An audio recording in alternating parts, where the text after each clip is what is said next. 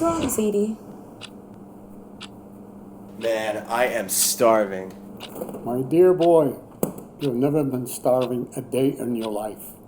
Let me tell you a story. Follow me.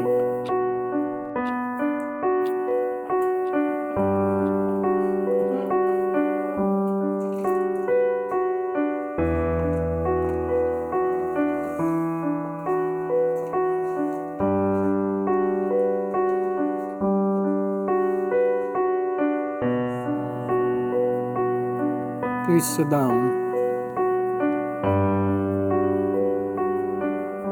Before I tell you my story, you must promise me that my life story will become part of you. That you will not only tell my story, but you will tell others to retell it. I don't care how you tell it, as long as you express my story. My name is Norman Fraudulent. I am a Holocaust survivor going through the Warsaw Ghetto. I was there with my mother, my sister, and some other members of my family till 1943. The situation in the ghetto was tragic. Starvation, typhus, some mothers cradling infants. Some of them were not alive anymore, and mothers did not want to part with them. I got a job as a messenger boy. My sister, however, was too young.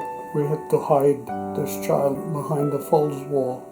The Jewish people were allowed 185 calories per day, probably equals to a bagel. The Germans had a favorite game. They would run through the ghetto on a motorcycle and a machine gun on it and shoot indiscriminately into the populace, knowing full well whoever they will hit is going to be a Jewish person. Some people started to follow the transports. They came back with tales of horror, that people are being gassed, shot, hunt, electrocuted, clubbed to death. And within the ghetto, we did not want to believe. On the eve of the Passover holidays, the Germans decided to liquidate the ghetto in its entirety. I was with my mother then, May the 3rd of 1943. They brought us to a place called Umschlagplatz, where the freight cars were awaiting. It hold maybe 40, 50 people. They put 120 of us. For that journey, we got 2 buckets. 1 5-gallon filled with water, and 1 empty utensil to relieve yourself. Some of the people within the wagon suffocated. Fenced-in area, we saw some high voltage wire, watchtowers, Germans walking around with dogs, attack dogs. And in the morning, they took away children from parents. And a lot of them objected, and the German, without ceremonies, took their weapon and shot the person right in front of everybody, carted them away never to be seen again. Then they separated men from women. And this probably was the worst part of my being under the Germans. This was the last time that I did see my mother and sister alive. I never even had the luxury of saying the proper goodbyes to them. They were taken from me and murdered in cruelty. We found out where we were, extermination camp called Majdanek. Very few people survived this camp. Hell on earth.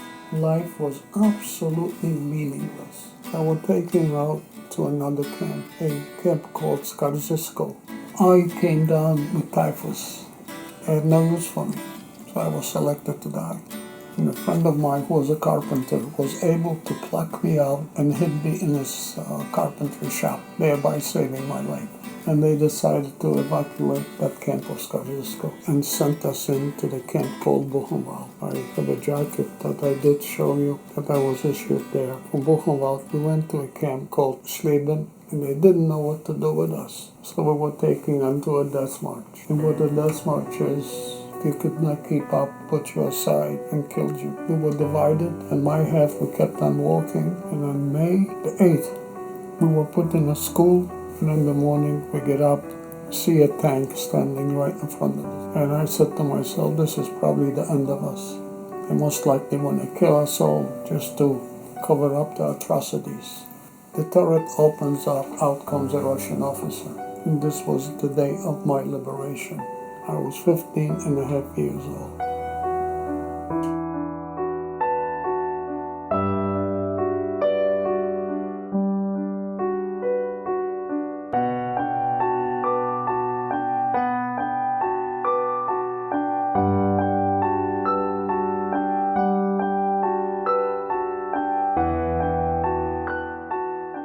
whenever you meet up with a Holocaust survivor, no matter how we survived, we all went through hell. Just listen to us. We want to deliver a message.